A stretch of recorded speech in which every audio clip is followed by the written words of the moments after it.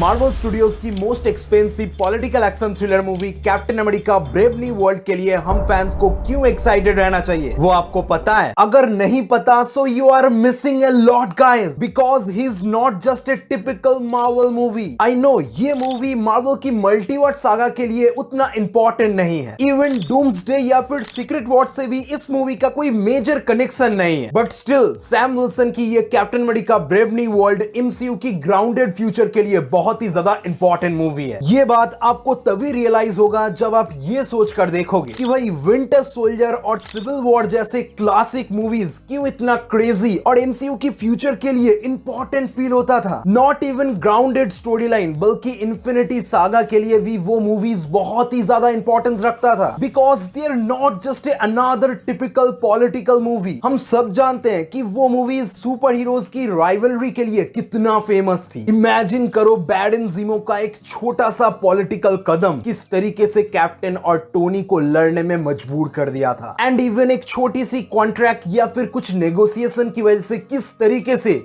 Avengers 2 हिस्सों में बढ़ चुके थे। भाई एवी ये मूवीज ग्राउंडेड होने के बावजूद मार्वल की क्लासिक मूवीज के लिस्ट में नहीं आता। आई नो ये brave new world civil war level की कहानी हम फैंस को डिलीवर नहीं कर सकता, बट ये अपकमिंग मार्वल प्रोजेक्ट से तो बेहतर ही है ना। भाई एवी मार्वल वाले इस मूवी को नेक्स्ट विंटर सोल्जर कह के मार्केट नहीं कर रहा। रीजन है मल्टीपल रीशूट से गुजर चुका है ये मूवी, एंड इवन राइटिंग में भी मेजर चेंजेस लाया गया है। साथ ही साथ मूवी के बजट के अंदर भी काफी ज्यादा बढ़ोतरी देखने को मिला है। क्या लगता है आपको ये चेंजेस मार्वल स्टूडियोज ने सिर्फ और सिर्फ एंथनी मैकी की कैप्टन अमेरिका को एस्टैब्लिश करने के लिए किया है? यार क्या करते हो तुम लोग, अभी भी मार्वल को लेकर वही बच्चों वाली सोच लेकर बैठे हो कि ये तो कैप्टन अमेरिका की पिक्चर है, कि ये तो आयरन मैन की पिक्चर है, थॉर की पिक्चर है। भाई नींद में हो तो जाग जाओ, वो पुराना जमाना नहीं रहा कि किसी सुपर हीरो के ब्रांड वैल्यू के ऊपर पिक्चर चल जाएगी। मार्वल वाले वो चाल पहले ही चल चुके हैं थॉर लव एंड थंडर और वकांडा फॉरएवर के द्वारा। इस बार स्ट्रैटेजी बिल्कुल अलग है। केविन फाइगी टोबी मास्टर का दिमाग हम फैन से बहुत आगे दौड़ता है। आपको पता नहीं है तो ये मार्वल की चलती फिरती एनसाइक्लोपीडिया है। आगे इस वीडियो में मैं इस ब्रेव न्यू वर्ल्ड के बारे में एक एक धागा खोलने वाला हूं, आप सिर्फ ध्यान रखना। वीडियो एंड होते होते आप पिक्चर के लिए एक्साइटेड हो गए, मैं लिख कर दे सकता हूं। चल आजा,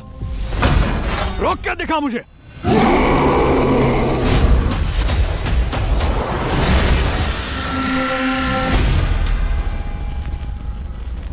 ओके, तो हमें सिर्फ इस मूवी के सिनॉप्सिस के बारे में इतना ही पता है कि ये मूवी सेलेस्टियल टियामट की एडमांटियम मेटल को लेकर यूएस वर्सेस जापान की एक सीक्रेट पॉलिटिकल वॉर को एक्सप्लोर करना चाहता है, जहां सबसे पहले लीडर नाम की एक mind controller US president Thunderbolt Ross को कंट्रोल करेगा इस जापान वर्सेस यूएस की लड़ाई को अंजाम देने के लिए, जिसके बीच में Sam Wilson as Captain America बेचारा कंफ्यूज्ड हो जाएगा, क्योंकि Falcon and the Winter Soldier में खुद हमारे प्रेसिडेंट यानी थंडरबोल्ट रॉस ने सैम विल्सन को कैप्टन अमेरिका के तौर पे यूएस मिलिट्रीज का सहायता करने के लिए एक्सेप्ट किया था, जो काम कभी एक टाइम में एंड गेम के पहले स्टीव रॉजर्स संभालता आ रहा था। पर जब आज खुद थंडरबोल्ट रॉस लीडर के कंट्रोल में आकर यूएस के प्रेसिडेंट होने के बावजूद रिस्की पॉलिटिकल कदम उठा रहे हैं, तब हम क्लियरली देख सकते हैं कि सैम विल्सन उन्हें रोकने की कोशिश कर रहे हैं कि सर आप गलत कर रहे हैं, और उसके आंसर में रॉस क्या कहते हैं वो आप देख लो।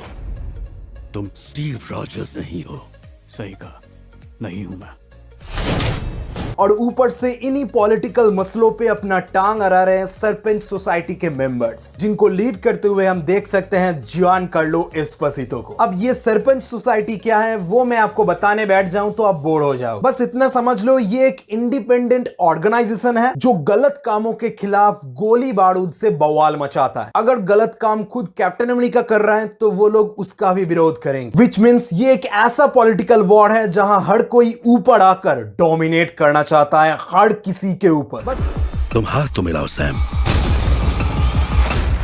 बस अब इस मूवी के प्लॉट को चटपटा मसालों से कुक करने वाला है कुछ वेरी इंटरेस्टिंग कैरेक्टर्स। मैं बता रहा हूं यही लोग आपको प्रॉपर्ली एंटरटेन करके आपका पैसा वसूल करवाएगा। नंबर 1 हैरिसन फोर्ड, जो आगे जाके बनेंगे द खूंखार रेड हल्क। इमेजिन करके देखो करंट यूएस के प्रेसिडेंट जिनका माइंड कंट्रोल करके पहले ही टियामट की एडमांटियम मेटल को लेकर जापान के साथ वॉर रचा जा चुका है। ऊपर से प्रेसिडेंट को सीक्रेटली हल्क की गामा रेडी रेडिएशन मतलब गामा सीरम इंजेक्ट किया जा रहा है, जिनके बारे में हो सकता है कि खुद प्रेसिडेंट को ही अच्छी तरीके से नहीं पता है कि अब वो हल्क बनने वाले हैं, उन्हें अपने अंदर की हल्क को कंट्रोल करना है। बट वो तो होने से रहा, हर गामा रेडिएशन अलग अलग तरीके से रिएक्ट करता है और हम सब ने ट्रेलर में देखा है कि इस वाले हल्क का गुस्सा और रिएक्शन कितना खतरनाक है। लिटरली ये हल्क अपने बॉडी से हीट प्रोड्यूस करके आग लगा सकता है। तो इमेजिन करके देखो, ये अनकंट्रोल हल्क अगर लीडर जैसे माइंड कंट्रोलर के चंगुल में फंस गया तो इस मूवी के अंदर क्या तबाही मच सकता है। ऊपर से इस रेड हल्क को कंट्रोल करने वाला कोई दूसरा पावरफुल बीइंग इस मूवी के अंदर है ही नहीं। हम ट्रेलर में क्लियरली देख सकते हैं कि सैम इनका खुद मुकाबला कर रहे हैं। तो अब इमेजिन करो कि मूवी के अंदर हमें क्या सरप्राइज देखने को मिलेगा। भाई एज ऑफ अल्ट्रॉन में टोनी को हल्क को शांत करने के लिए हल्क बूस्टर बनाना पड़ गया था, तब भी टोनी के लिए वो काम उतना आसान नहीं था। तो यहाँ पे तो हमें उससे भी एक बड़ा थ्रेड देखने को मिल रहा है। क्या आप एक्साइटेड नहीं हो इसके लिए?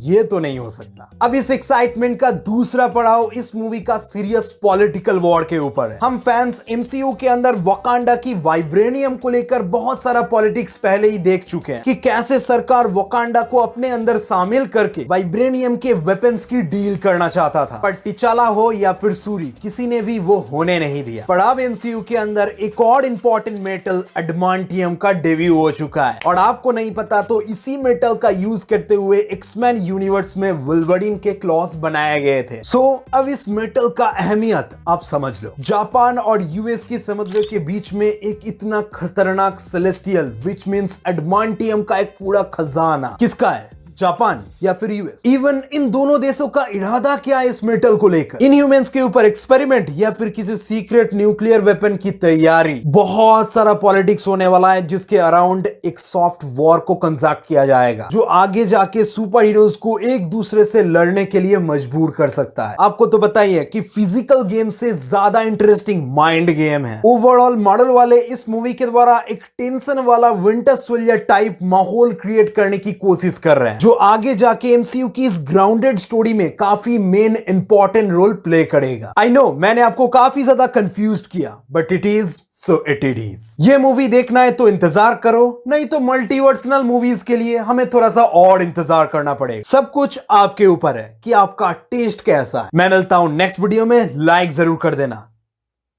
Like bye.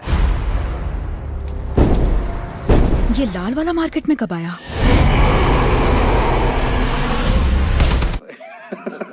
Ha ha ha ha ha!